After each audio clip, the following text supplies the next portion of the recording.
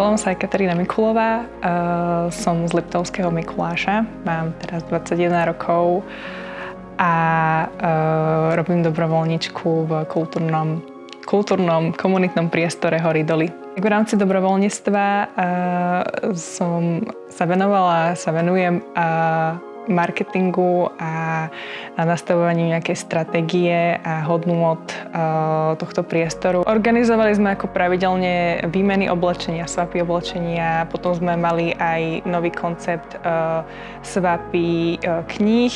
Tento rok sa nám dokonca podarilo dostať na aj 2 festivaly, kde sme ako prezentovali našu činnosť v rámci Hory Doly a dostali sme sa aj na Pohodu, kde sme tiež prezentovali to, čo robíme.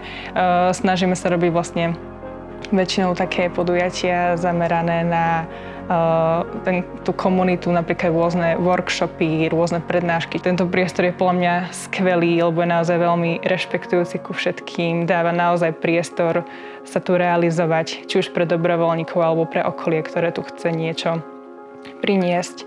Vidím, že aj ostatných ľudí to nejako posúva aj v rámci tohto kreatívneho procesu, že čo sme tvorili pre iných, ale zároveň my sa sami môžeme učiť. Takže to je podľa mňa super, keď to človeku dáva zmysel a ho to vie aj nejako možno posunúť aj hodnotovo, aj ho nasmerovať možno nejakou cestou.